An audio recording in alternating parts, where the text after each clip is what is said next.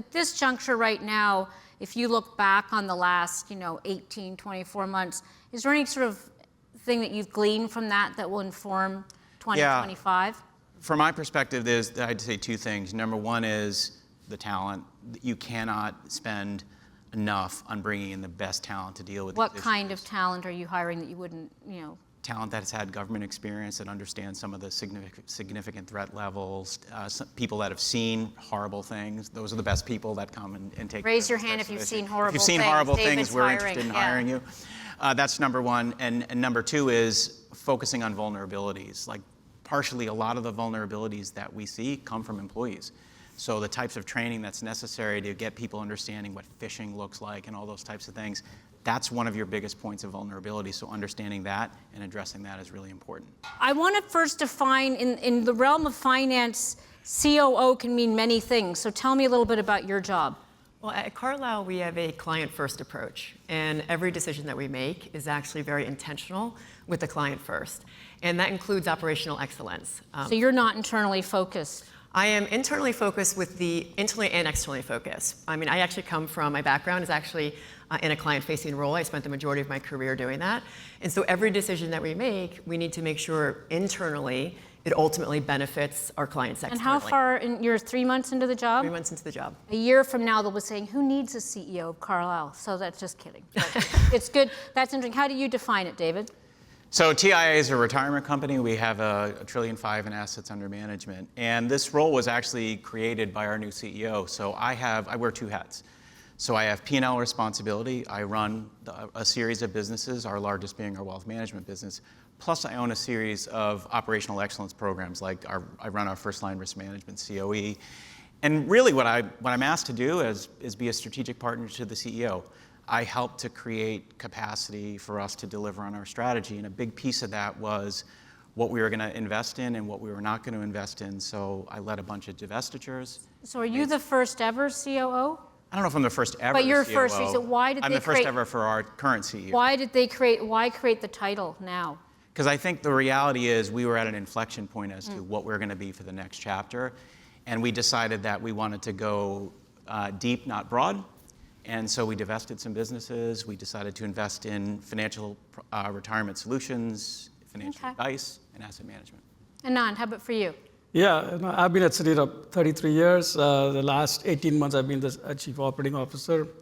So primary responsibility is overseeing transformation. We're going through a significant transformation at Citi, and also the global operations that we run, plus the global controls. So that's sort of my role. Well, since we're talking about, all in finance, I do want to get a sense, obviously we said transforming volatility into opportunity. Let's start with the volatility. What does the current climate look like from where you sit? Because you're on the front lines. Give me some sense of where are we, what are you seeing? I think one of the things about volatility, and I think we can all agree that one constant is that was ever thus, right? Change, change is it's constant, right? Mm-hmm. And I think from a COO's perspective, I actually like to draw on my own personal experience as a soccer player. The COO, as we all know, sort of sit at the middle of our firm, right? Just like a center midfielder does in soccer, which is the role that I played. And you have to see the field. And you actually have to be able to read the field. You have to know where your players are. You have to be on the offense. You have to be on the defense. You never get the full credit for scoring the goal or the full credit for defending. And that's not your role. You're really supposed to be the playmaker at the end of the day, right? And so when I think about volatile times, it's the same thing. As COOs, we're supposed to be there and make these decisions, regardless of whether or not it's volatile or not volatile. But can I ask you from a Carlyle perspective, because obviously the world of private equity, et cetera, I mean, what is the landscape looking like? Is there a lot more opportunity? I mean, just give me some sense, what's different from last year? I mean, I think that what's different from last year, or actually if we think about sort of the opportunity set going forward, is that we're now, and the industry is really alternative asset management and not just private equity. I think from our perspective, we were founded as a private equity shop, so a lot of people continue to think of us that way. And 44% of our assets are actually credit assets. And we've been actually making very intentional decisions to make sure the industry knows that. So for example, my background is actually in credit. Our CFO's background is in private equity. So we've made the intentional decision to make sure that our executive office clearly represents what we offer as a firm. Different parts. And I think being a diversified firm creates more opportunities for us and our clients. David, what are you seeing? You see the demographic shift. I know we're all supposed to have more babies, and then what? What else? What else are you seeing right now? I'm not going to comment on how many babies people should have, just to be clear. I also see volatility as a very big opportunity. It's especially in terms of our business and what we're trying to do. I mean, if you think about it, TIAA is about retirement security. Right. So we're about kind of taking the risk profile that people see. Think about the world. The world right now, people are living longer. People are looking for the lack of defined benefit pension plans, and we offer a solution that helps to provide that stability. The other thing is, with this much volatility, with this much unease, there is a huge desire for financial advice. And we provide financial advice, and we have a very strong philosophy in our mission-based company, which is financial advice is not just for the wealthy, it's for everyone. Everyone needs it in certain forms. So what we're trying to do, and what we're doing effectively, is figuring out a way to touch people in a broader way, regardless of their overall wealth. Anand, which way are interest rates going to go? No, but I mean, give me some sense. You're also a global player, so from the landscape point of view, what are you seeing? See, for us, we went through a strategy refresh a couple of years back. So we have now these 5 broad businesses that we focus on. Right. So services, markets, banking, wealth, pretty much global businesses. We connect institutions globally. Cross-border needs is what a big focus is. So for us, we're very well diversified. So we have opportunities everywhere. There could be challenges in some places, but there are opportunities in other places.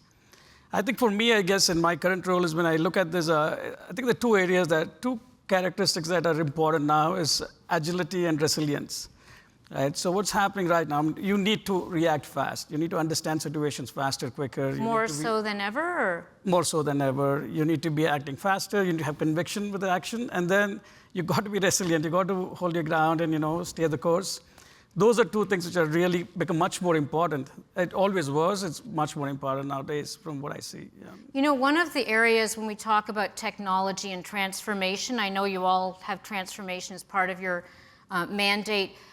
The conversation around white-collar jobs being this next frontier, actually I'm going to start with you, Anand. How do you think about transformation? Because it used to mean reducing headcount. How do you think about it now? Maybe headcount's part of it too. Okay, so we are obviously going through a significant transformation, a multi-year transformation at Citi. It's very unique for us. It's a 200-year-old institution with presence in over 100 countries, and we're going through this massive transformation. 3 pieces for us in transformation. It's simplification, modernization, and standardization. That's the 3 sort of themes that we sort of focused on. So we are basically, anything that you do in terms of simplification, it could be policies, processes, your platform, systems, et cetera. All of that is the simplification process. Modernization from a technology, since you asked the question, Diane. So a couple of things for us. We do have legacy platforms, companies like ours with 200 years history. So consolidation of technology is an important piece so that you can retire old applications and then modernize things that you need to modernize everything. There are things that you need to modernize, you modernize. In that perspective, AI plays a role. We are excited about the AI and generative AI. We've got a lot of applications that's going on. At this stage, I see that more as co-pilots and more as sort of assistants to our people, making them more efficient and more productive. It's time to come when it becomes a lot more powerful than what it is today. It is helping people become much more effective and much more productive. Yeah, I think people are very interested in some of the use cases. How are you thinking about technology? I actually think about AI and technology when it comes to growth. And you can say, AI and technology is going to make things more efficient, and that is going to be the case, but it also means that your employees that may... You mean top-line growth? Top-line growth, or not just top-line growth, actually, but employee growth also. Oh, personal growth? Personal growth, because if you are, if AI is a solution to be able to take some work away that perhaps is, sort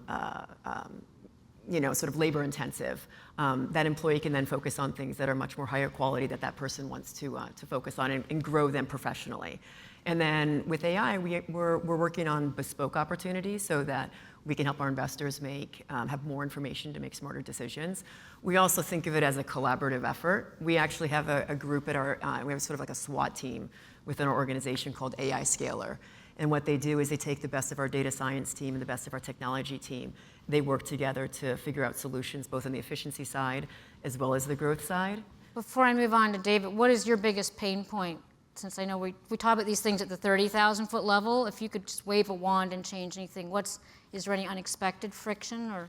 Not when it comes to sort of AI and technology. I think one of the benefits of being in a collaborative organization, and actually this AI scaler that we put together, our employees actually have a direct access to that team, and they're able to be a part of the solution. They're able to come to them with their pain points, their thoughts on opportunity, and it's another growth opportunity for our clients. How do you think about this? So it's interesting. I build off of what both panelists just said. So I'd say from your perspective, we're a 100-year-old company, lots of legacy systems. They're 200. No, I understand we're half as long, but still long. I feel like a baby at 35. But the reality is that we used to try to build everything in-house, and we have decided that that's not going to work going forward. So strategic partnerships. We just announced a partnership with Accenture that would transform our record-keeping business in a very significant way. So embracing that was a culture shift that was pretty important. We also see them as co-pilots, see technology as co-pilots for what we're trying to do. So the only other thing I'd add to what the panelists have already said is, it is a challenge from a human capital perspective to talk about like how do you introduce technology and what does that mean for roles changing and what does that mean for jobs, and trying to get that skill set to understand how to lead technology changes at an organization and what that means to jobs and people is super important and a skill set that we all need.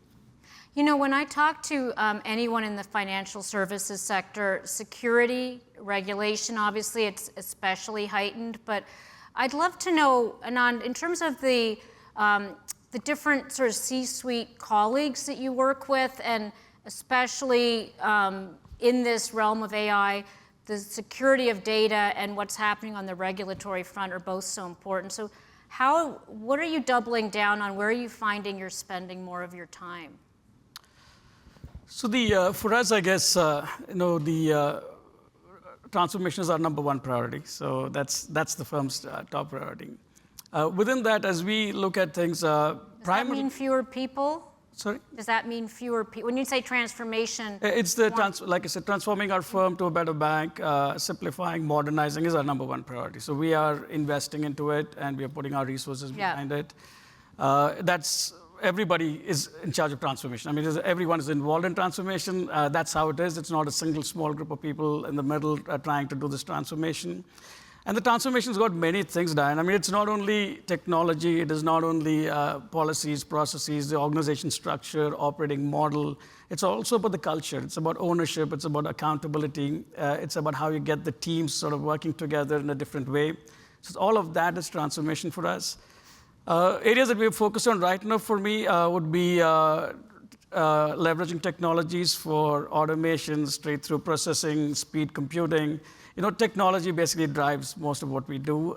It's a critical component for what we're trying to achieve. How much do you think about, how much is security something that's top of mind? Because especially when you start to talk about, you mentioned co-pilot, obviously there's the data that you control internally, but there's also new threats that come on the horizon. Do you have any thoughts on that? I mean, our decisions regarding security come down to client first. It really does. Because if we're thinking about the client first, we need to protect the client, our information, when it comes to how we deal with clients. And so it's something that is a centralized effort within our firm, but it's also something that is brought throughout the entire firm. And when we have that mentality, we really protect. It's not just protecting us; it's protecting our entire client environment. I could add to that, Diane. In our industry, like financial services, is highly regulated. So having guardrails is absolutely important. So we spend a lot of effort in getting the guardrails done before we can really roll out AI in a big way, because that's very critical, given. I think it's also important to have a culture where, because the guardrails are really important, and you need to make sure that your employees respect those guardrails also. And I think, at Carlyle, I feel, really blessed that we have sort of this world-class team. We fit within those guardrails, but then we also have a culture where people feel comfortable raising any kind of concerns or risks. And I think in a society where we're moving towards more AI, more technology, having that culture is really important. So. I was just going to say, you mentioned the regulation associated with it, but let's also think about the types of information that financial services people have. I mean, we have the most, if not maybe as opposed to healthcare, we have the most personal information to people. So if we don't take that seriously, then we really are not serving our clients well. The other thing I'd say is cyber information security is taking a lot more time in the boardroom these days. I would say we are doing a cyber presentation twice a year with outside and internal experts, and the amount of investment that we need to protect data it seems like there's an inexhaustible amount of money needed to do it. What have you learned from your own experiments with, not experiments, but the investments you've made? There's a sense that people have been investing widely to get a sense of what works, not throwing things at the wall, but really testing. At this juncture right now, if you look back on the last, 18, 24 months, is there any sort of thing that you've gleaned from that will inform 2025? Yeah. From my perspective, I'd say two things. Number one is the talent. You cannot spend enough on bringing in the best talent to deal with What these kind issues. of talent are you hiring that you wouldn't, Talent that's had government experience, that understands some of the significant threat levels, some people that have seen horrible things. Those are the best people that come and take. Raise your hand if you've seen horrible things. If you've seen horrible David's things, we're hiring. interested in Yeah. hiring you. That's number one. And number two is focusing on vulnerabilities. Like partially a lot of the vulnerabilities that we see come from employees. So the types of training that's necessary to get people understanding what phishing looks like and all those types of things, that's one of your biggest points of vulnerability. So understanding that and addressing that is really important. I'm curious, because the COO role is often combined with other, C-suite roles. I'm curious, Anand, to start with, in terms of the CEO and how you work with the CEO, what kind of engagement in terms of when do you weigh in, and what, I'd love to know a little more about how the two of you work together. So like I said, Diane, I'm in a very unique role. Transformation is the number one priority for the firm. So I do get to work very closely with Jane. Jane Fraser just says, how's it going? Where are you? Yeah, she just walks up. So she doesn't even call, so in the same floor. So so we work very closely. I mean, that's critical. It's not only her. I think the entire leadership team embraces what we're trying to do, because that's most important, right? So that's how the whole organization will then start rallying up. So working with Jane and the entire team as a collaborative way and as partners and owning what we're trying to do together, that's the way to do it. It's not about one person trying to. Can I ask, and then I'll ask you, Lindsay, what have you learned? Because you mentioned you've got obviously legacy technology. That's one of the biggest challenges, of course, especially in financial services, but writ large. So at this juncture, when you're thinking about some of the experiments, where you're getting the best ROI, anything that would be useful for this group to know? I would say, I think one of the things that probably all of us and we all learn is the sustainability of the solutions that we're putting in. See, what happens when you're going through this large transformation, it's always the balance between short-term versus long-term sort of solutions that you're taking. So what happens, people get into execution mode quickly and they start repairing things. And sometimes they don't even know what they're repairing, or they don't know what they're repairing is actually was supposed to work the way it's supposed to work. That was not the problem we wanted to Yeah, solve. so just taking a step back, understanding what the core issues are, understanding the root causes, and then fixing permanent solutions is important. And that's the call that we have taken as a company. As Jane would very clearly say, we are here to fix strategically, no band-aid solutions. And that's important because you get that feeling, I need to get things done, let me go and repair stuff and execute. On a large transformation, you got to take a step back, right? And I think also the long-term solution is really important. What is long-term in this what does that mean? Yeah, it means making a decision that is going to actually, I think it's actually sustainable for the long term, Okay. in the sense of something that is not going to be disruptive based upon what's happening in the market, changes that you might see from technology. For us, what's really important is when we think about sort of the long term and making decisions today, we continue to have our guiding principle, which is clients first. And we continue to make sure that we are making very intentional decisions, so the decisions that we're making today can sustain the long term. So for example, we're very much focused on delivering the entire firm to our clients.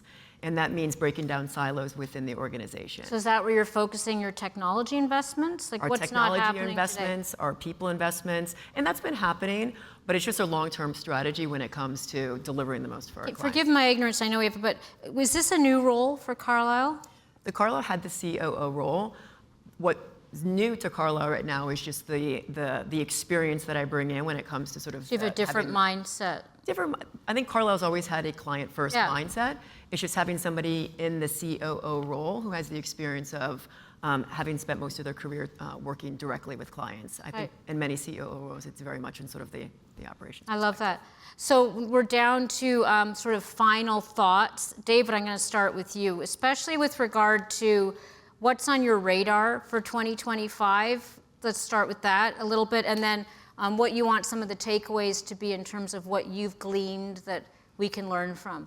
Sure. So what's on my radar for 2025? I think, and our CEO and I are singularly focused on this, I think we have a once-in-a-lifetime opportunity to make our company relevant to millions of people who need retirement security. So how do we get ourselves to do that, I think is important. From my perspective, the things that I focus on, I was thinking about this, which is essentially 3 T's: time, talent, and technology. How do I allocate my time? Because there's never enough time to allocate what you need to do. Second is the most important thing is who you rely on and who's at your table, so the talent is key. And we talked a lot about technology, so how to invest, how to partner, and how to think about the human aspects of it, really, really important going Before we move on to Anand, can we focus on time for a second? What are you spending more time on? What are you spending less time on than? Well, I have 2 hats, so I have to grow my business and I also have to make the company run better. So I try to allocate about an equal amount of time to each, but I would say most importantly is how do we serve our clients effectively. Okay. Anand, how about for you? Nothing new. I just continue to simplify and modernize the firm. We're on a multi-year journey, so we got to keep that pushing ahead. And with global operations, our ability to just scale up. And at this point, we are expanding our utilities. We call them centers of excellence around the world, where we are building more core capabilities, so we can standardize and build scale around it. We're talking about volatility, and again, before we move on to Lindsay, we have not talked about the geopolitical landscape. We've talked about variations in, we've got climate change, we've got changes in the regulatory landscape, geopolitical. How much does that factor into, it is incredibly volatile business that you're all in. How is that factoring into where you're spending time and energy that you may not even want to spend right now? Absolutely, we spend a lot of time on it. A lot of time. As to David's point, things that we spend time on: geopolitical issues, cyber, the safety and soundness primarily, if you call it in that big bucket. A lot of time spent on that. The world around us is changing. We talk about volatility. Volatility is not going to get any better, right, as we look ahead. So we just have to be. Any advice for people who are on the journey towards simplification and the other metrics? Now, I would just say, from my experience, I think technology plays a very critical part. So we really leveraging tools, and today the possibilities are endless with the tools that we have. So technology is one piece that I'll really look at. Talent, as David was saying, upskilling talent is very important. Not only upskilling, giving them the right tools to also work with is very critical. And third, in our industry, financial services, we are in the industry of taking risk. We're in the business of taking risk. It's not about avoiding risk, it's about managing risk. And that's the mindset we need to have when we're sort of approaching these things. All right. Lindsay, how about you? You talk about that bucket of obviously private credit, private equity. You've got this growth mindset. For us going forward, the way that I think about the COO role is, one is how do you actually run the firm, and then how do you actually build the firm for the future, right? And that's sort of what we're focused on. And when you have the client-first mentality, the knock-on effect is that it's good for employees and that it's good for shareholders. And I agree with my colleagues up here when it comes to talent is really important, and it's an area that it's our most important asset. And if we're going to ultimately win, and winning means doing what's right by our clients, doing what's right by our employees, and doing right by our shareholders. We're going to have the right talent in place, which I believe we do. And I think one of the things that when you mentioned is it what we consider to be our client and customers changing, right? You mentioned a much wider swath with alternative assets. So even how you define the customer.